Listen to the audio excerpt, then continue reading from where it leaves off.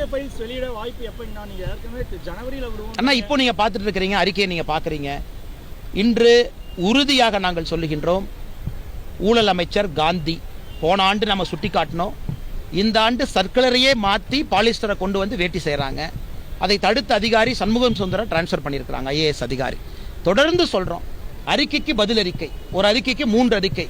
அமைச்சர் பெரிய கருப்பன் அவர்கள் நம்ம கொடுத்த அறிக்கைக்கு பதில் அறிக்கை, அதுக்கு அறிக்கை பதில் அறிக்கை, அதுக்கு பதில் அறிக்கை. ஒரு அமைச்சருமே போட்டி போட்டுக்கொண்டு நான் செய்வது சரிங்கிறாங்க. இது எல்லாமே நாங்கள் அங்கங்கே பண்ணிகிட்டே வர்றோங்கண்ணா.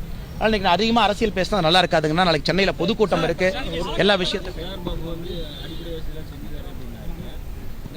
அண்ணா. அவரு சேகர் பாபு அண்ணன் எப்படி நான் சபரிமலைக்கு போறாரு, இங்கிருந்து சீஃப் செக்ரட்டரிக்கு கூப்பிட்டு சொல்லி அவருக்கு விஐபி புரோட்டோகால் தர்ஷன் கொடுத்து சபரிமலையில் சேகர் பாபு அவர்கள் போகும்போது அந்த இடத்த ஃபுல்லாக சுத்தம் பண்ணி அவர் தனியாக நின்று சாமி கும்பிட்டு வர்றார்.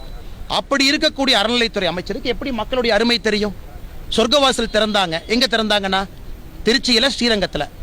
சேகர் பாபு அண்ணன் குடும்பத்தோடு எவ்வளோ அட்டூழியம் பண்ணார், அன்னைக்கே அறிக்கை கொடுத்தார். எல்லாத்தையும் போ இங்கே வர்ற போ எல்லாத்தையும் தள்ளி விட்டுட்டு சாமியை முதல் ஆளாக பார்க்க வேண்டும் என்ற அக்கறை காட்டக்கூடிய சேகர் பாபு அவர்கள் சாதாரண பொதுமக்கள் நடந்து வெறுங்காலில் கிலோமீட்டர் கணக்கில் வர்றாங்க. அவர்களுக்கு அந்த அக்கறையை காட்டலாமே. முதலமைச்சர் அவங்க மனைவி வர்றாங்கன்னா எவ்வளவு அக்கறை காட்டுறீங்க நீங்க? அறநிலைத்துறை எவ்வளவு அக்கறை காட்டுறீங்க? முதலமைச்சருடைய மனைவி துணைவியார் அவர்களுக்கு தவறு இல்லைங்கண்ணா, காட்டுங்கண்ணே. சிஎம்மோட ஒய்ஃபுக்கு புரோட்டோகால் கொடுங்கண்ணே, அம்மையாருக்கு கொடுங்கண்ணே. அதே புரோட்டோகால்ல பாதியாவது சாதாரண மனிதருக்கு ஏன் சேகர் பாபு கொடுக்க மாட்டாங்க?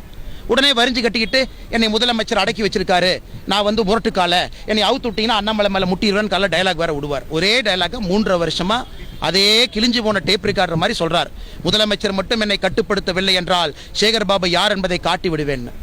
அதனால தயவு செஞ்சு சொல்றேன், நீங்களாம் அறநிலைத்துறை அதிகாரிகள் அமைச்சர்களாக இருக்கிறீங்க, மக்களுக்கு நல்லது பண்றதுக்கு பாடுபடுங்கண்ணா. ரொம்ப நன்றிங்கண்ணா.